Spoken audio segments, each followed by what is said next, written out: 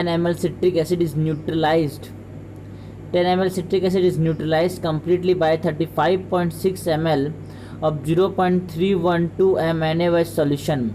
The molarity of the solution of citric acid is, the molarity of the solution of citric acid. ठीक है, हम लोग हमें क्या हो रहा है यहाँ पे, न्यूट्रलाइजेशन हो रहा है. क्या हो रहा है? न्यूट्रलाइजेशन हो रहा है. और न्यूट्रलाइजेशन के समय क्या होता है? न्यूट्रलाइजेशन के समय N1V1 बराबर N2V2, N1V1 बराबर N2V2, N1V1 बराबर N2V2. हमने बोला जरा यहाँ पे सिट्रिक एसिड के लिए कितने वॉल्यूम दे दिया, 10 ml. इंटू नॉर्मेलिटी क्या होती है? Molarity into valency factor. Molarity दे दिया 0.312, ये हो जाएगा molarity. Okay, 0.312 molarity into valency factor. Citric acid जो होता है ना वो ट्राई कार्बोक्सिलिक एसिड होता है, 3H+ दे सकता है वो, ठीक है ना. और दूसरे में हमारे पास NaOH का जो हो जाएगा, अरे यार पूछा क्या है हमको, the molarity solution citric acid. Citric acid तो पूछा है हमको, सिट्रिक एसिड का हमको दिया नहीं है, हमको तो दिया किसका है? NaOH का. तो हमको सपोज मान लिया उसका कितना है, m है ना. इधर 0.312 इंटू इसका वैलेंसी फैक्टर 1 है into volume,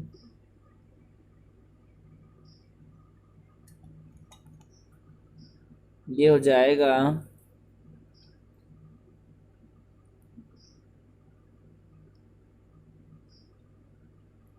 completely by 35.6. Okay, तो m की वैल्यू कितनी आएगी? 0.312 इंटू 35.6 अपॉन 30. ये 1 जा, ये 1.0 फिर 1.01, तो कितना आ रहा है? 0.1 थोड़ा ज़्यादा, 0.37.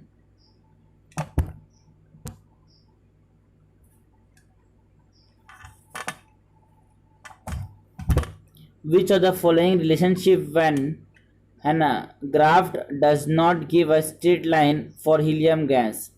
Kinetic energy is directly proportional to, ये straight line देगा.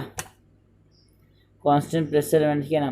Pressure is inversely proportional to P और जो V होते हैं ना कांस्टेंट टेम्परेचर वो इनवर्सली प्रोपोर्शनल, ये नहीं देगा. And V versus 1/T at constant पर PV बराबर nRT. तो 1/T का ग्राफ मतलब P is inversely proportional to 1/T. ये तो हमारे पास नहीं देगा.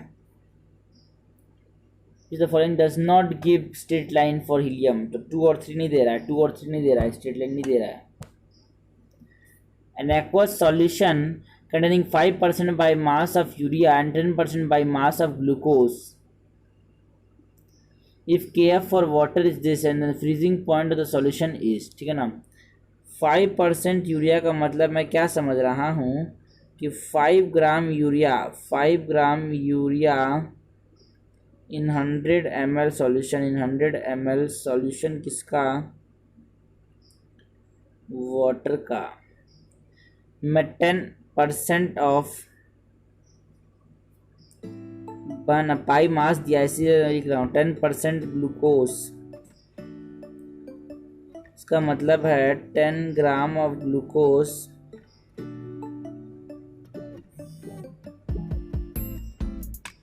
इन 100 ml ऑफ सॉल्यूशन. तो एंड टोटल जो आएगा वो आ जाएगा 5/62, क्योंकि किसका मॉलिक्यूलर वेट था 62 यूरिया का, अपॉन 10 अपॉन ग्लूकोज का 180. ये खलास, ये हो जाएगा 1 जा, ये हो जाएगा 12 जा, 1/12 प्लस 1/18. ये हो जाएगा दोनों का एलसीएम में अगर 36, तो ये 2 जा, ये 3 जा. तो एन टोटल जो आ रहा है वो 1/7 के जितना आ रहा है. तो हम जानते हैं डेल्टा टी एफ, तुम्हें मेरी कसम के एफ, डेल्टा टी एफ बराबर ये हो जाएगा मास हो जाएगा मोल्स, मोल्स कितने हो जाएंगे 1/7 अपॉन 100 ग्राम ऑफ वाटर हमने लिया है ना, केजी में लिखना है, लेकिन उसको केजी में लेना है, मास ऑफ सॉल्वेंट केजी में, इंटू 1.86 बराबर डेल्टा टी एफ। ओके, तो ये कितना आ जाएगा 18/7 लगभग 3 के आसपास ना, 18.6/7 3.03 मान लो यार, हमने थोड़ा अप्रॉक्सीमेशन माना इसलिए 3.03 आएगा। और ये कैसे आएगा, डेल्टा टी एफ जो होता है ना हमारे पास जो पूछा है फ्रीजिंग पॉइंट, तो इतना से कम हो जाएगा तो -3.03 डिग्री सेल्सियस, क्योंकि नेगेटिव में सॉरी केल्विन मैं डिग्री सेल्सियस लिखना चाहता हूँ, है ना।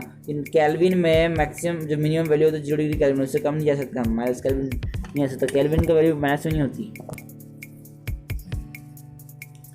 FeNO2 whole thrice Cl3 and FeONO are linkage isomer. यार इसमें एक में NO2 है N डबल बॉन्ड O ऐसा वाला है, और एक में वो NO, वहाँ पे एक में O से जुड़ा हुआ एक में से, तो क्या हो गया ये लिंकेज आइसोमरिज्म, क्या हो गया ये लिंकेज आइसोमरिज्म।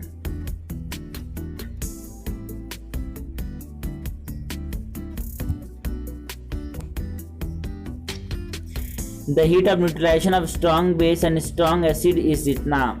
अगर मैंने एक स्ट्रॉन्ग एसिड जैसे कि है ना HCl ले लिया और उसको मैं स्ट्रॉन्ग जैसे कि Na के साथ रिएक्ट किया, तो हमारे पास जो हीट निकलेगा ना वो 13.7 किलो कैलोरी के जितना हीट निकलेगा, ठीक है। द हीट रिलीज व्हेन 0.6 है, तो ये हमारे पास मतलब एक इक्विवेलेंट से कितना हीट निकलता है, एक इक्विवेलेंट से इतना हीट निकलता है ना। The heat release when 0.6 mole of HCl solution is added to 0.25 mole of NaOH solution।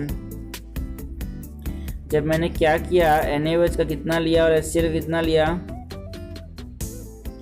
HCl का मैंने लिया 0.6 और हमने बोला NaOH कितना लिया 0.25, तो हमारे पास ये हो जाएगा LR, ये LR हो जाएगा, तो हमारे पास जितना सॉल्ट का कितना बनेगा NaCl का बनेगा 0.25, और ये बच जाएगा हमारे पास 0.25 के हिसाब से एनर्जी रिलीज होगी, है ना। 1 इक्विवेलेंट या फिर यहाँ पे तो 1 इक्विवेलेंट 1 मोल के बराबर है, उससे कितनी 13.7 के जितनी 0.25 मतलब 1/4 into 13.7 that is 3 point something, that is 3.4 की जितनी एनर्जी रिलीज रहेगी, 3.4 की जितनी एनर्जी रिलीज रहेगी। The equivalent conductance of a substance is 1/3 of the molar conductance। Equivalent conductance lambda EQ जो है is 1/3 of its molar conductance।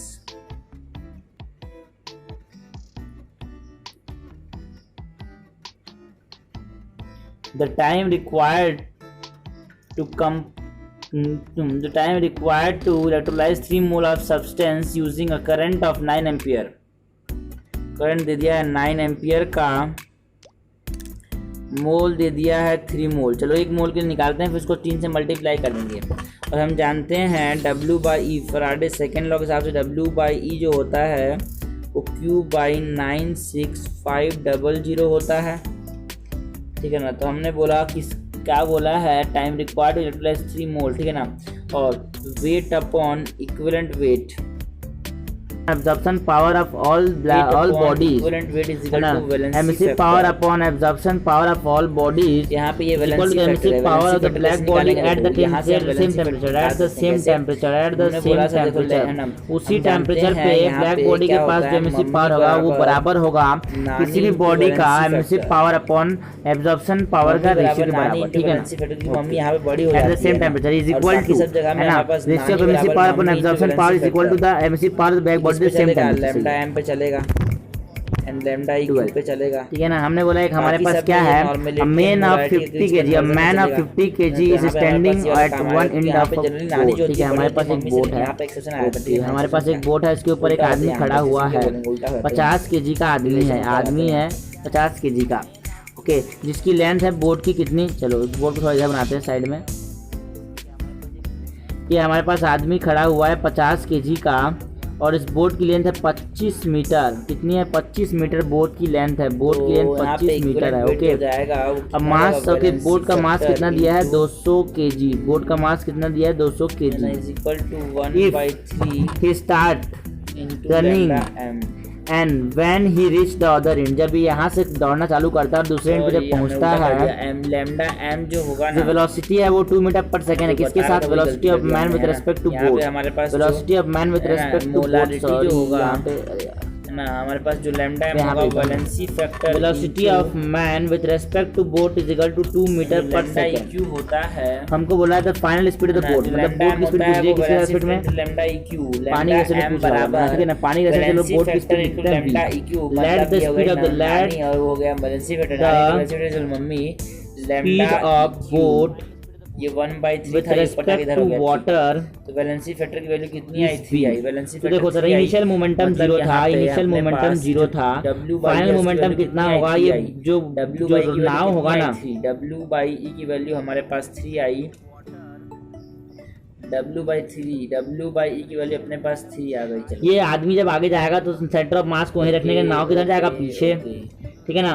तो जो हमारे पास नाव के पास वेलोसिटी आएगी वो पीछे डायरेक्शन में आएगी। तो हमने बोला P initial is equal to 0 और P फाइनल जो आएगा mass of the man plus, मैंने बोला एक बोटमैन सिस्टम का होगा, एक बोटमैन सिस्टम और एक मैन का, ठीक है ना। बोटमैन सिस्टम का जो हो जाएगा वो कितना जाएगा पीछे की तरफ, 50 + 200, ये 1 जा इंटू हो जाएगा 4 जा, प्लस मैन के मोमेंटम हो जाएगा 50 इंटू आगे की तरफ V, 8 जा, सॉरी V कहाँ कर दो 4, ठीक है ना। दोनों को बराबर कर देना है, P नीचे बराबर P फाइनल है, तो यहाँ पे बराबर कर देना है, ठीक है ना। ये वेलोसिटी V, इसको बोट प्लस मैन सिस्टम, ठीक है ना। तो हमने बोला इसको बराबर जब कर देंगे तो ये कितना आ जाएगा, minus of,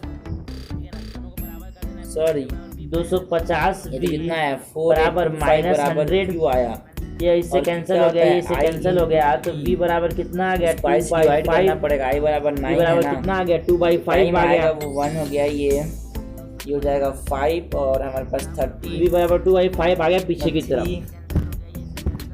velocity of boat with respect to water 555, तो लगभग आ जाएगा 6। 1 मोल के लिए आया 536, तो हमको कितना मोल दिया है, okay. A man can swim with speed of 5 metre per second in still water. Velocity of man with respect to river दिया है 5 मीटर पर सेकंड, आसपास आएगा 1600 के आसपास आएगा। While the river is also flowing with speed of, जो river है वो भी फ्लो कर रही है कितनी स्पीड से, क्यूब इज दिस, देखिए चल रही है, वेलोसिटी ऑफ रिवर दे दी है कितनी से, 10 मीटर पर सेकंड से।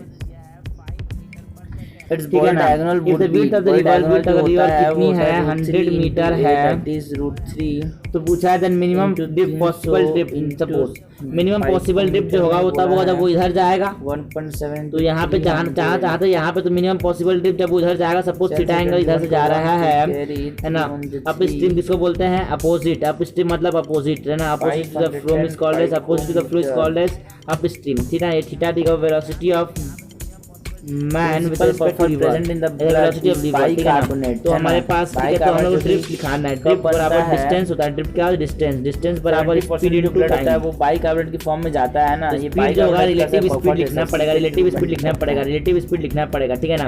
तो कितना हो जाएगा इसका इधर वाला कंपोनेंट, इलेक्ट्रोफिलिक एरोमेटिक वैल्यू हमको कितनी है 5 cos थीटा, और हमारे पास नेट किधर जा रहा है, राइट पे, तो हम लिखना पड़ेगा इसको दोनों को 10 minus VRM cos theta, 10 minus इसी वाले ऑप्शन में यहाँ पे दोनों को मतलब तोड़ना मुश्किल है। 5 cos थीटा, ये हो गया वेलोसिटी, जो टाइम लगेगा डिस्टेंस अपॉन स्पीड, स्पीड कौन सा, ये परपेंडिकुलर वाला जो इसको इधर जाने के लिए काम आ रहा है, तो ये जाएगा VRM sin थीटा मतलब 5 sin थीटा।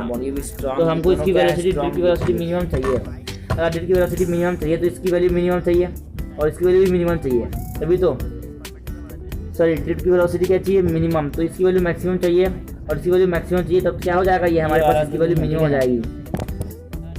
तो इसकी वैल्यू मिनिमम कब होती है, ऐसा मत समझना कि भाई 0 कर दें और हमारे पास आंसर आ जाएगा, नहीं 0 कर देने से आंसर नहीं आएगा। इसकी थीटा की मिनिमम वैल्यू है ना, कैसे आएगी, हमने एक बार डिफरेंशिएट करेंगे पहले वाले में, एक बार डिफरेंशिएट करेंगे इसको, जब इसको डिफरेंशिएट कर देंगे तो थीटा की मैक्सिमम वैल्यू आएगी और जब थीटा की मैक्सिमम वैल्यू आएगी, जब थीटा की मैक्सिमम वैल्यू को यहाँ पे पुट करेंगे तो हमारे पास ड्रिफ्ट मिनिमम आएगा, वो ड्रिफ्ट मिनिमम कितना आ जाएगा, 100 जितना आ जाएगा, ठीक है ना। ओनली बोला है ना, ओनली सिग्मा यहाँ पे ओनली थीटा की मैक्सिमम वैल्यू आ जाएगी और उस थीटा की मैक्सिमम वैल्यू को जब हम पुट कर देंगे तो हमारे पास डिफरेंस हमारे पास क्या आ जाएगा, ड्रिफ्ट आ जाएगा। Which of the following statement is not correct? First ionization energy in carbon, silicon, germanium, tin and lead are this respectively.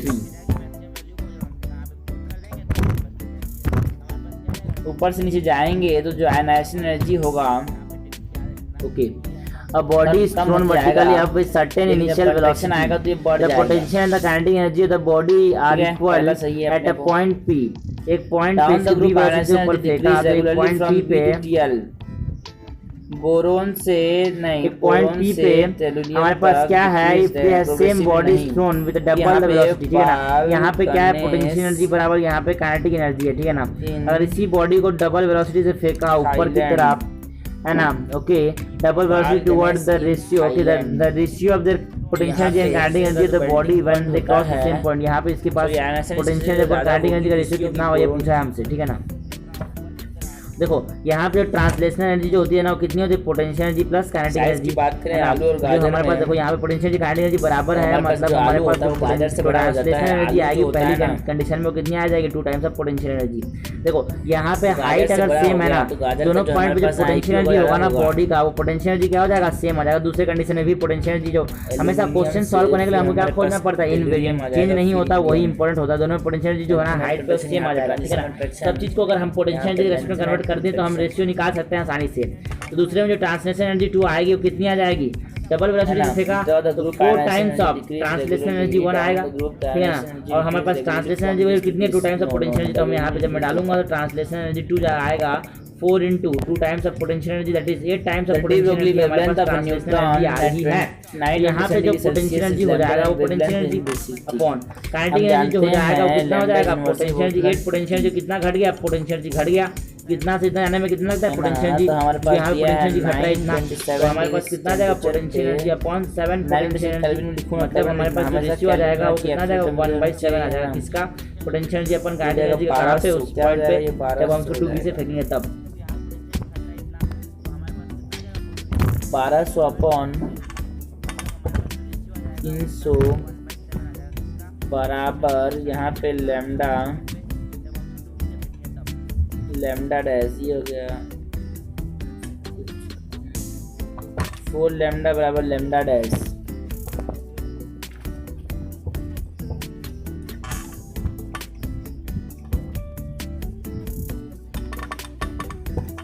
Green fuel is the fuel obtain from bio waste, है ना। जो बेकार चीज़ें उनके हम लोग fuel obtain करते तो क्या कह रहा है, ग्रीन फ्यूल। मेटल वेस्ट गया था, प्लास्टिक वेस्ट गया था, केमिकल वेस्ट।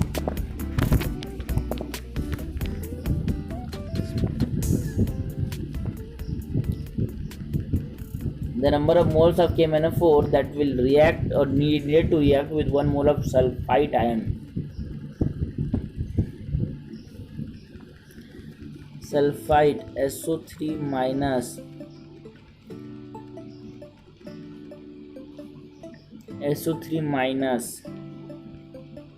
यहाँ पे इसका ऑक्सीडेशन +7 है, ये हमारे पास 7 + 2 में कन्वर्ट हो जाएगा, रिड्यूस हो गया, ये तो 5 से रिड्यूस हो गया। SO4 माइनस ये हो जाएगा 2 से बढ़ जाएगा, ठीक है। तो हम जानते हैं N into valency factor is equal to constant that is equivalent. इसी को क्या बोलते हैं, इक्विवेलेंट बोलते हैं। ये क्या होता है, कांस्टेंट होता है। तो यहाँ पे जो हमारे पास 5 इंटू वैलेंसी फैक्टर 5 हो गया, मोल से ये हमको KMnO4 के सपोज N है, और दूसरे में जो वैलेंसी फैक्टर है वो 2 है, इसके मोल्स कितने हैं, 1, तो N बराबर आ रहा है 2/5। Which of the following has the highest value for bond order? Bond order की वैल्यू सबसे ज़्यादा कहाँ होगी, C6H6 में तो वही 1.5, CO3 2 माइनस में जिसका स्ट्रक्चर ऐसा होता है, bond order is equal to 1 + π/σ π 1/3 that is 1.33। NO minus में हमारे पास N डबल ऐसा होता है हमारे पास यहाँ बॉन्ड सबसे ज़्यादा लग रहा है हमारे पास SO4 माइनस में 1 + π/σ दैट इज 1/2 1.5 आ गया। तो हमारे पास यहाँ पे सबसे ज़्यादा बॉन्ड ऑर्डर हमारे पास है, highest value of bond order is NO2 NO-। A compound alloy of gold and copper crystallizes in the cubic lattice in which gold atom occupy the lattice। Gold जो हो रहा है, सॉरी जी कैसे हो गया gold है ना, EU जो होता है वो क्या बोल रहा है, कॉर्नर मतलब उसका कंट्रीब्यूशन हो जाए 1, क्योंकि हमारे पास कॉर्नर एटम कितने होते हैं, कंट्रीब्यूशन 1/8 इंटू कॉर्नर होते हैं 8, इसलिए हमारे पास जो एटम इफेक्टिव एटम आएगा वो 1 आएगा। And occupy the latest corner copper atom occupy the centre of each of the cube. Copper हमारे पास सेंटर कितने हैं 6 है ना, हमारे पास इसका contribution 1/2 that is 3 AuC3। Formation of the compound is AuC3। BF3 on reaction with sodium hydride produce. BF3 and sodium hydride, जब BF3 को NaH2 के साथ रिएक्ट करूँगा तो क्या बनाएगा, B2H6 बनाएगा।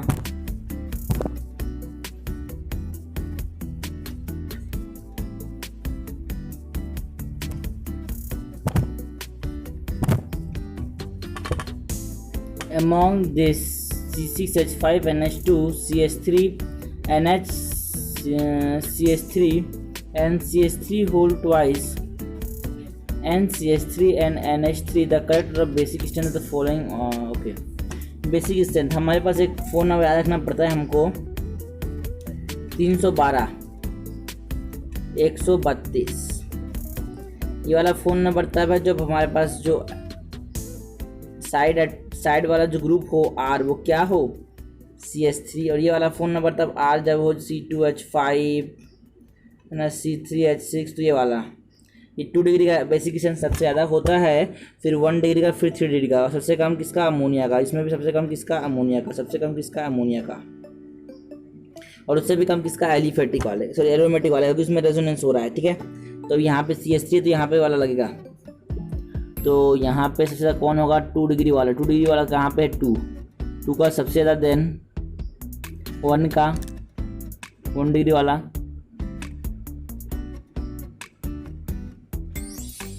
तो 1 डिग्री वाला नहीं है तो 2 के बाद 3 और 3 के बाद 4 के बाद 1। The pH of an aqueous solution of magnesium hydroxide, pH दिया हमारे पास बेस के लिए, pH कितना हो जाएगा फिर है ना, pH 9 है तो pH कितना हो जाएगा 5। If KSP of magnesium hydroxide MgOH whole twice जो होगा वो Mg2+ और 2OH माइनस देगा, then the concentration of magnesium ion is. ठीक है ना, तो हम KSP लिखेंगे, क्या लिखेंगे KSP बराबर Mg2+ का कंसनट्रेशन इंटू OH माइनस की पावर 2। तो KSP दे दिया 10⁻⁻11 is equal to magnesium concentration into OH concentration. यहाँ से कितना आ जाएगा OH कंसनट्रेशन 10⁻⁻5 10⁻⁻10 यहाँ से आ जाएगा, तो यहाँ से जब कैंसिल करेंगे 10⁻⁻1 बराबर Mg+ 0.1 बराबर Mg+ का concentration. Plotting log base 10 T½ against है ना log base 10 A0 for the first order reaction है ना। T½ जो होता है वो होता है ln2/k, तो T½ is independent of A0, मतलब T² is proportional to K power 0। तो इसको log ले लेंगे log base 10 T½ है ना, कोई भी कांस्टेंट का log क्या होता है ना, समथिंग की पावर 0 1, और 1 का log क्या होता है 0, तो इसका log क्या आ रहा है 0। The most basic hydroxide from the following is lanthanum hydroxide is most basic. ठीक है ना, उसके बाद कम होते आता है, लैंथेनम से Lu तक बेसिक स्ट्रेंथ कम होते आता है, बेसिक स्ट्रेंथ क्या होते आता है कम, तो लैंथेनाइड का लैंथेनम का सबसे ज़्यादा बेसिक स्ट्रेंथ हो जाएगा। IUPAC name of this is tetraammine okay, हमने बोला यहाँ पे ऑक्सीडेशन स्टेट कितना है इसका, कोबाल्ट का प्लस प्लस, और यहाँ पे ओके -1 कोबाल्ट +3, यहाँ पे कोबाल्ट +3 है। कोबाल्ट +3 वाले कौन कौन से ऑप्शन में है, 1 and D है ना, A and D में। और यहाँ पे नाइट्रोजन जो है ना, वो नाइट्रोजन से connected N double bond O, तो यहाँ पे N नाइट्राइटो आएगा, N नाइट्राइटो है ना, नाइट्राइटो।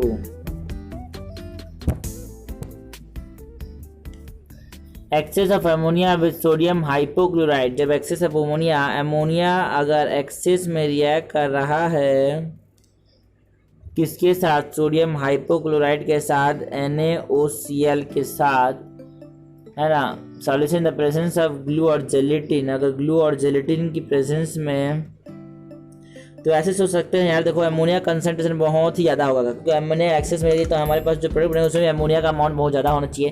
देखो सबसे ज़्यादा अमोनिया का अमाउंट हमको यहाँ पे दिख रहा है NH2 में, मतलब हाइड्रोजन, ये NH2 यहाँ पे इनकॉर्पोरेट होगी, यहाँ पे अमोनिया एक्सेस में ज़्यादा लिया है ना, एक्सेस लिया मतलब ज़्यादा लिया है, ठीक है ना। The major product obtain in the following reaction is, देखो हमारे पास एडिशन दे दिया हेलोजिनेशन, और हेलोजिनेशन में हमारे पास कौन सा एडिशन होता है, एंटी एडिशन अपोजिट साइड से आएगा एंटी एडिशन, ठीक है ना। ओके, तो यहाँ पे अपनी ट्रिक चलती है, सर कौन सी ट्रिक चलती है अपने यहाँ पे,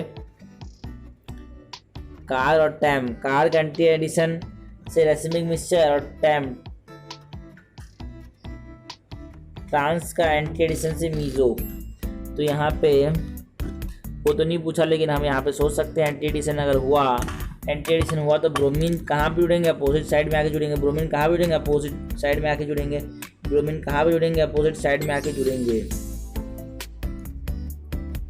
तो यहाँ पे अपोजिट में पहले ऑप्शन है, बी में नहीं है, और ए और सी में है, ए और सी में है, और ए और सी तो सेम है क्या, अरे यार ए और सी तो सेम है, तो कुछ भी टिक कर सकते हैं, जो करते हैं ऊपर वाला कर देते हैं। The age of hydrolysis in the compound is, ठीक है ना। तो ये सब हाइड्रोलिसिस छोड़ते हैं, चलो रिएक्टिविटी की बात करें। सबसे रिएक्टिव कौन होता है, acid halide are most reactive then acid and hydride. फिर कौन रिएक्टिव होता है, एसिड एंड हाइड्राइड, है ना।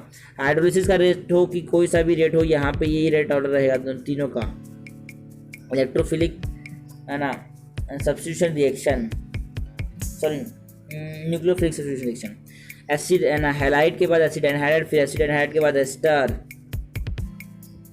और फिर एस्टर के बाद होता है एसिडमाइड, सबसे कम रिएक्टिव। सबसे ज़्यादा रिएक्टिव होता है एसिड हैलाइड, और सबसे कम रिएक्टिव होता है एसिडमाइड, एसिडमाइड मोस्ट, एसिड हैलाइड लीस्ट, ठीक है ना। तो हमने बोला जरा बताओ सबसे ज़्यादा एसिड हैलाइड, 1 का सबसे ज़्यादा, और हमने बोला और क्या है, अरे एसिडमाइड भी है तो 4 का सबसे कम, 1 का सबसे ज़्यादा, 4 का सबसे कम। The borax bead test is due to the formation of metaborate, metaborate बनता है यहाँ पे, है ना। मेटाबोरेट फॉर्मेशन की वजह से क्या होता है, कलर मिलता है मेटाबोरेट, मेटा मतलब पानी हटा, मेटाबोरेट बनता है MbO2, that is metaborate formation की वजह से, या और बोरोन सेस्क्यू ऑक्साइड B2O3, इसको बोलता हूँ बोरेक्स बीट, ठीक है ना, बोरेक्स बीट, जिसकी वजह से कंपाउंड को कलर मिलता है, ठीक है। तो मेटाबोरेट फॉर्मेशन की वजह से, मेटाबोरेट फॉर्मेशन की वजह से कलर मिलता है। A sample of gas contracted by 1 litre against a constant pressure, ठीक है ना। हमारे पास वॉल्यूम डेल्टा वी चेंज कितना किया, 1 लीटर चेंज किया, और प्रेशर कितना है हमारे पास 0.1 ATM, ठीक है ना। एंड वाइल हीट दे दिया हमको, कितना हीट दिया है 5.13, लॉस्ट हो गया, तो हमारे पास ये नेगेटिव साइन आएगा सामने में।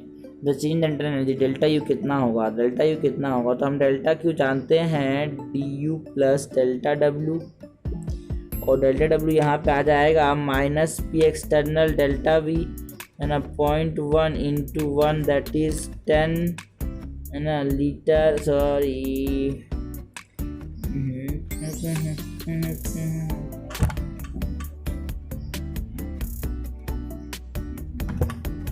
तो यहाँ पे आ जाएगा पाना 0.1 माइनस 0.1 लीटर एटमॉस्फेयर, मतलब ये हमारे पास 100 है ना 100 जूल होता है लगभग। 1 लीटर एटमॉस्फेयर बराबर 100 जूल, तो यहाँ पे आ जाएगा 10 जूल माइनस 10 जूल के आसपास, ठीक है ना। तो हमको डी यू पूछा है, डी यू बराबर डेल्टा क्यू कितना है -5.13 है, माइनस इधर भी होगा तो इधर आएगा प्लस 10 जूल हो जाएगा, दैट इज़ मतलब +5 के आसपास, +5 के आसपास। और +5 में भी देखो, +5 में हमारे पास +5 होगा, 6 नहीं होगा, क्योंकि यहाँ पे हमने बोला है कम ही आएगा, मतलब देखो प्लस करें तो हमारे पास 4 पॉइंट समथिंग आ रहा है, मतलब 5 आएगा, क्योंकि हमने यहाँ पे अप्रोक्सीमेशन माना है, ये हमारे पास 103 के आसपास होता है, ठीक है ना। An olefinic compound on reductive ozonlysis produce formaldehyde, acetaldehyde, N13-propanediol. Then IUPAC alkenes है ना, हमारे पास क्या कन्वर्ट कर रहा है ना, एल्कीन में डबल बॉन्ड की पोजीशन बताने के लिए हम ओजोन का इस्तेमाल करते हैं। तो ओजोन का एक एप्लीकेशन जो इंसाइड ने मेंशन किया है, ठीक है ना। तो ozonolysis produce formaldehyde, acetaldehyde and propanaldehyde, मतलब 1 2 और इधर 3 6 कार्बन होने चाहिए, तो 6 कार्बन यहाँ पे हैं। फॉर्मल्डिहाइड यहाँ पे फॉर्मल्डिहाइड बन जाएगा, ये टूटेगा तो, और एसिटल्डिहाइड बनेगा, अगर यहाँ पे मैंने ऐसा कर दिया तो एसिटल्डिहाइड बन गया, और मीथेन 1,3-डाइअल,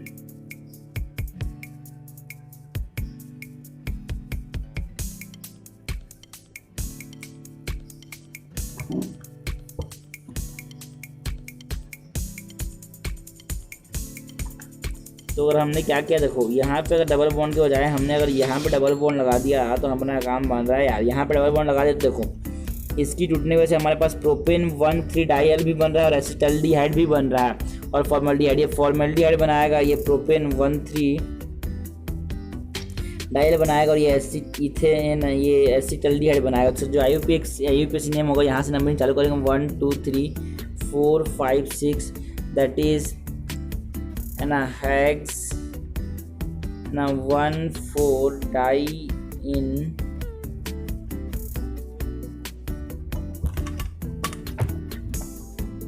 है ना 1,4-हेक्साडाइइन, 1,4-हेक्साडाइइन। Which of the following is the most stable diazonium salt? ये जो बेंजीन वाले जो डायजोनियम सॉल्ट होते हैं सबसे स्टेबल होते हैं ना, ये वाले बेंजीन वाले जो डायजोनियम सॉल्ट होते हैं सबसे स्टेबल होते हैं ना। Benzenium diazonium chloride BDC are most stable, benzene diazonium chloride are the most stable, resonance में जा रहा है, स्टेबल है। Which is not true about white phosphorus? White phosphorus ऐसा होता है, कैसा होता है यार, बहुत ही हमारे पास रिएक्टिव होता है, क्योंकि यहाँ पे ये वाला ऐसा देखने को मिलता है यार, मोनोमर यूनिट का फॉर्म होता है, बहुत ज़्यादा हाई स्ट्रेन होता है, इसलिए जल्दी जुड़ता है, ब्राइट कलर का होगा। 6p सिंगल बॉन्ड, तो 1 2 3 4 5 6 मिलते हैं बिल्कुल। 4p सिंगल बॉन्ड नहीं, 4p नहीं होगा, 6 होगा। Alcohol does not react with NaBr to form alkyl bromide because, alcohol जो होता है वो हमारे पास NaBr के साथ, ये इंपॉर्टेंट क्वेश्चन है यार, रिएक्ट करके क्या नहीं बनाता, एल्काइल ब्रोमाइड है ना, RBr नहीं बनाता, क्योंकि जो ROH है ना, मतलब जो OH माइनस है ना, it is stronger base as compare to Br minus, इसीलिए OH जाना नहीं चाहेगा। OH minus is stronger base, ये क्या है, स्ट्रॉन्गर बेस, इसीलिए जाना नहीं चाहेगा, स्ट्रॉन्गर बेस इसीलिए जाना नहीं चाहेगा। लेकिन Br माइनस से क्या है, ज़्यादा स्ट्रॉन्गर बेस, इसीलिए जाना नहीं चाहेगा। OH minus is stronger base and then Br, that's why हमारे पास ये रिएक्शन नहीं होगी, क्योंकि इससे जुदा होकर जाना नहीं चाहता, ये OH जो होता है निसार से जुदा होकर जाना नहीं चाहता, तो ये यही रहेगा, तो रिएक्शन नहीं होगी। Which is the correct order of ionic size? देखो सबसे पहले तो कैटायन का अगर साइज हमारे पास +3 है ना, हमेशा +2 का ज़्यादा होगा, ऐसे क्वेश्चन आते हैं। और ट्रांजिशन एलिमेंट देखिए ना, तो हमेशा याद रखना, ट्रांजिशन एलिमेंट देखिए और ऐसा क्वेश्चन आए तो हमारे पास जो ऑक्सीजन सेल जिसका ज़्यादा है, जिसका भी ऑक्सीजन सेल है, सपोज हमारे पास एलिमेंट A है जिसका ऑक्सीजन सेल हमारे +2 है, और एक एलिमेंट B है यहाँ पे +3 दिया है, तो यहाँ पे जो B एलिमेंट, तो हमारे पास +2 वाले का हमेशा ज़्यादा ही होगा, ठीक है ना। तो +2 वाले का हमेशा ज़्यादा ही होगा, तो हमारे पास +2 वाले, हमारे पास 2 वाले आंसर आ गए, ठीक है ना। अब देखो ऊपर से नीचे हमारे पास लेंथेनाइट से, अगर हमने बोला लेंथेनाइट से है ना, हमने लेंथेनाइट से अगर हमने लेंथेनाइट से अगर लेंथेनाइट से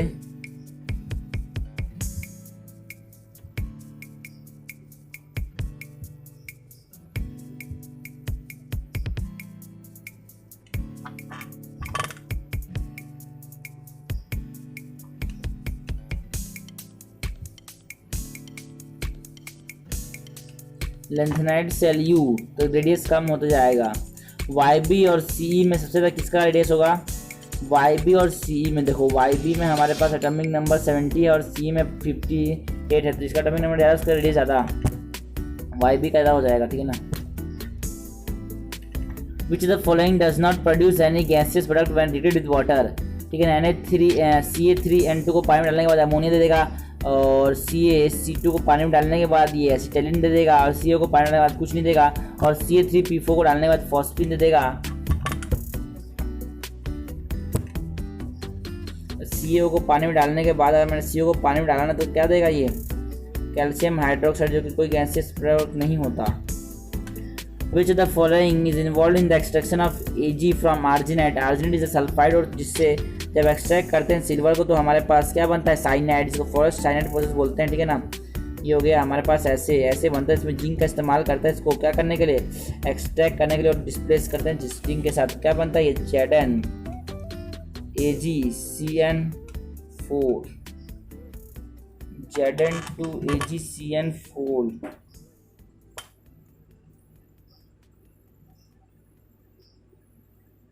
ठीक है, तो हमारे पास ये बनता है साइनाइड।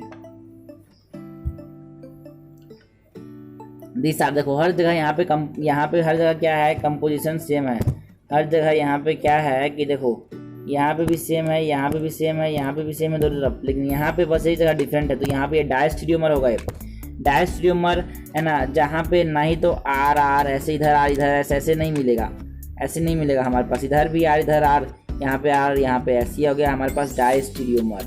ये जो होते हैं ना, ये वाला जो स्ट्रक्चर होता है ना, ऐसे टाइप का अगर जहाँ पे मिलता है ना तो उसको हम लोग बोलते हैं एनेंशियोमर। यहाँ पे डायस्टीरियोमर जैसे है ना, बिल्कुल। Which the following is not oxidized by aqueous Br2 solution?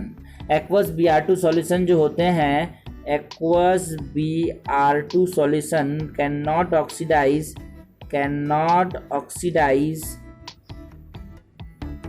Keto sugar, है ना। कीटोन को ये क्या नहीं कर सकते? ऑक्सीडाइज नहीं कर सकते, क्योंकि ये देखो ये एल्डिहाइड को ऑक्सीडाइज करते हैं देयर रेस्पेक्टिव एसिड में, है ना।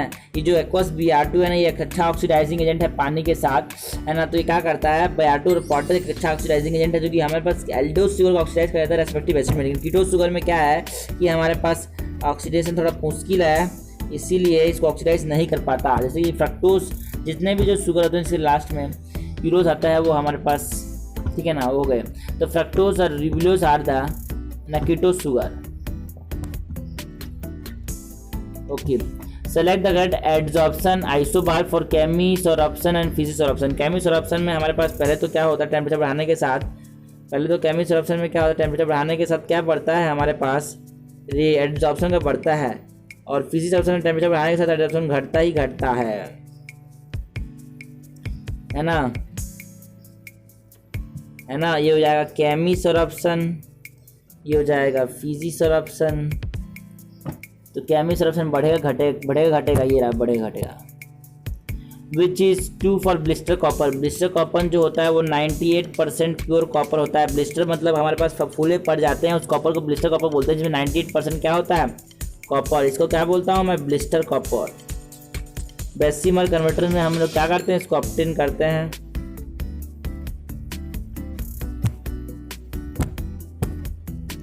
Which of the following set of quantum number describe the electron which are removed most easily from the potassium? Potassium के लिए n की वैल्यू जो हो जाएगी 4 हो जाएगी, और है ना l की वैल्यू ऐसे तो l की वैल्यू 0 4 0 0 है ना, n प्लस हाफ, क्योंकि हमारे पास m की वैल्यू l की वैल्यू 0 तो m की वैल्यू भी 0 होती है। m की लिमिट कहाँ से होती है? प्लस l से माइनस l तक। Which of the following statement is incorrect about phenol formaldehyde resin? phenol formaldehyde resin का मतलब बेकेलाइट।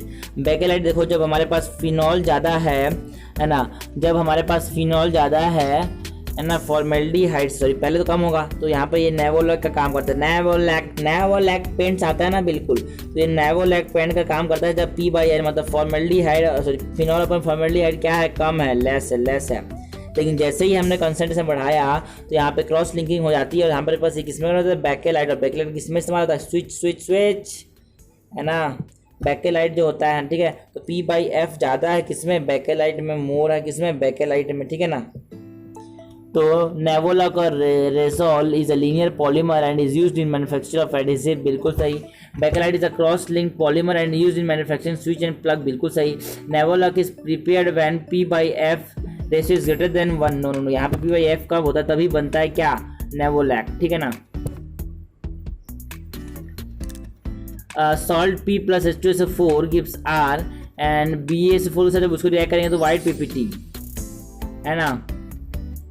तो P is paramagnetic in nature and contain about 55% potassium. तो पैरामैग्नेटिक हमारे पास पहला हो गया, क्योंकि KO2 मतलब यहाँ पे बताना चाह रहा है, ये बताना किसको चाह रहा है, KO2 मतलब O2 माइनस को बताना चाह रहा है। O2 माइनस में 17 इलेक्ट्रॉन है, 17 इलेक्ट्रॉन वाले यहाँ पे कितना हो जाएगा, क्या हो जाएगा, पैरामैग्नेटिक जितने भी ऑड इलेक्ट्रॉन होते हैं and all odd electron plus 10 वाले, ऑल ऑड इलेक्ट्रॉन प्लस 10 वाला, और 10 वाला के साथ 10 वाले के साथ 10 वाले के साथ कौन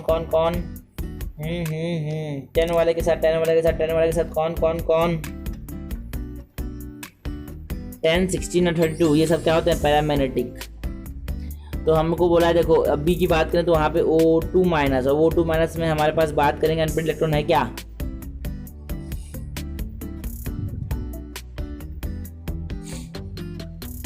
बिल्कुल है, यहाँ पे 8 है गए ना, तो यहाँ पे भी क्या है, अनपेड इलेक्ट्रॉन है, तो ये भी हमारे पास पैरामैग्नेटिक हो जाएगा। सॉरी 8 इलेक्ट्रॉन रहते हैं लेकिन यहाँ पे 10 हो गया ना, इसीलिए भी पैरामैग्नेटिक हो जाएगा।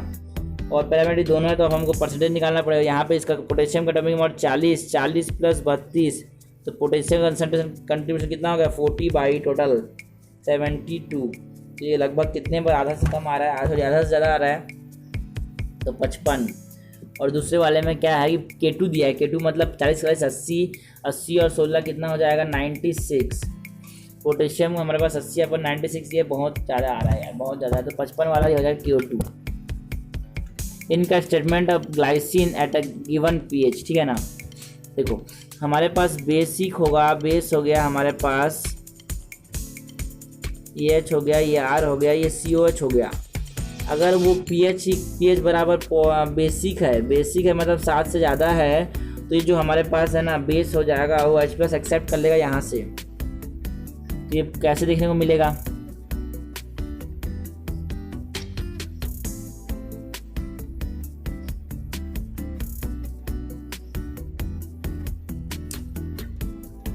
सॉरी बेसिक कंडीशन में H+ नहीं देगा, एसिडिक कंडीशन में हमने बोला एसिडिक कंडीशन है ना, अगर ये एसिडिक कंडीशन है तो हमारे पास ये H+ एसिड जो होगा एसिडिक कंडीशन में H+ देगा, एसिडिक कंडीशन में जब H+ दे तो यहाँ पे जाकर रिएक्ट कर देगा, और ये NH3+ है ना, ये हमारे पास जाके इसने बॉन्ड बना दिया, ये होगा CO- आ गया, और ये आ गया, ठीक है ना। तो हमारे पास ये एसिडिक हो गया। एसिडिक मीडियम में ये ऐसा एग्जिस्ट करता है ड्यूटेरिल आयन की फॉर्म में, है ना। और ऊपर वाला भी सही है, ऊपर वाला भी सही है, नीचे वाला भी सही है, ठीक है ना। अब 12 बेसिक मीडियम में कभी ऐसे नहीं एग्जिस्ट करेगा, बेसिक मीडियम में ऐसा एग्जिस्ट नहीं करेगा। बेसिक मीडियम में ये H+ को दे देगा, बेसिक मीडियम में ये H+ को दे देगा यार, ऐसे ना एग्जिस्ट नहीं करेगा। आयन की फॉर्म में एग्जिस्ट करता है, बिना आयन की फॉर्म में एग्जिस्ट कर ही नहीं सकता ये, ठीक है ना। ऐसे भी सोच सकते हैं, बिना आयन की फॉर्म में एग्जिस्ट कर ही नहीं सकता ये।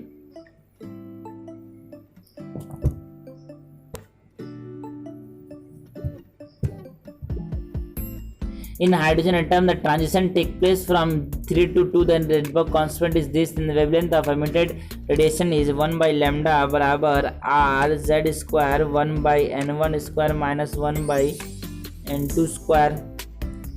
तो R Z हो गया हाइड्रोजन का 1 और 1 by N1 मतलब 1 by 9 minus 1 by 4 बराबर 1 by lambda बराबर R, ये हो जाएगा 5 by 36। तो लैम्डा आ जाएगा 36 by 5 R, 36 by 5 R।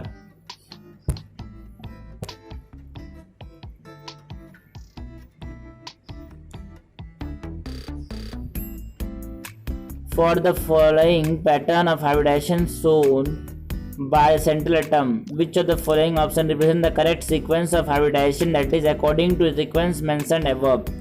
sp फिर sp2 sp फिर sp2 फिर sp3 फिर sp3 d2 सॉरी d। तो sp हो जाता है CO2 sp हो जाता है H2, sp3 हो जाता है, तो यहाँ पे हो जाएगा CO2। फिर sp2 में हमारे पास BF3 आएगा, BF3 ओके, फिर H2O, फिर PCl5 हो जाता है sp3d।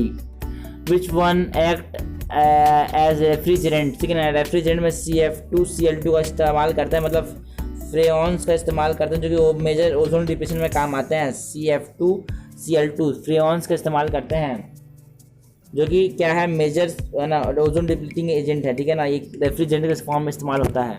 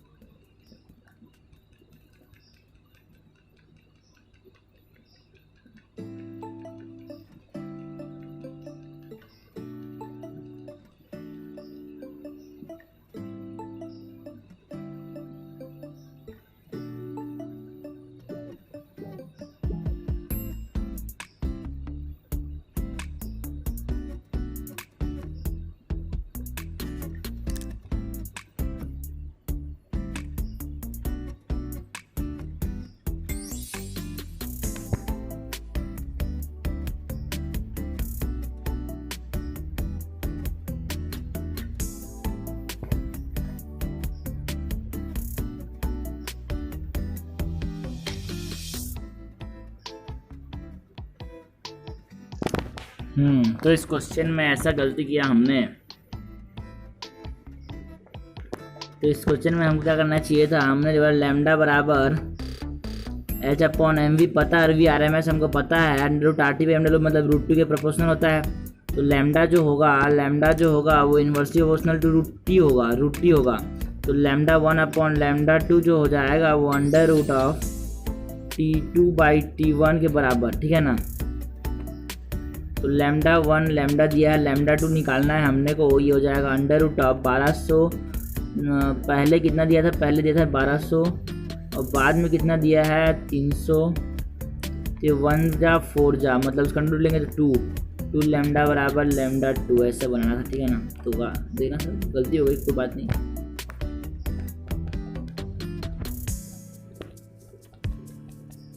इंसान से ही गलती होती है यार।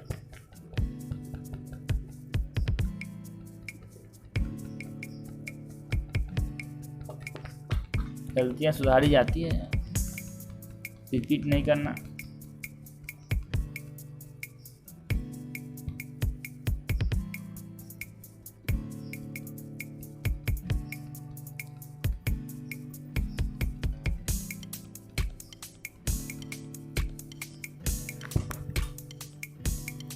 यहाँ पे ये बोल रहा है cerium 3+ is more among lanthanide and ionic radius and ionic size decreases।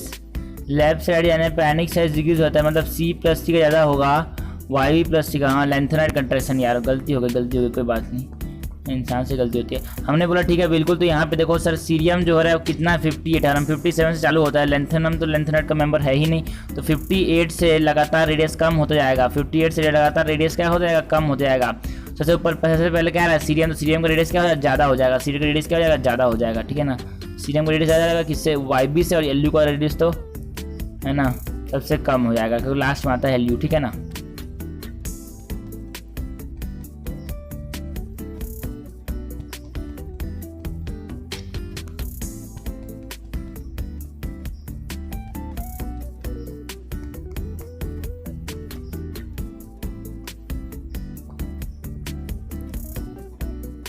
Metallic copper or black blister surface being product of converting copper matte and being 99% pure copper matte.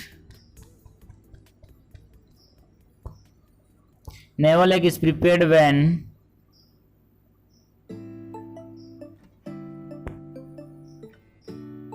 इनकट पूछा है। Naval egg is prepared when P by F is less than 1 and bakelite is prepared when P by F is greater than 1। सही हमने ये बोला है, हमने यही बोला, लेकिन हम इसने क्या पूछा है हमसे, है ना, गलत पूछा है, इन्होंने सही को बता दिया।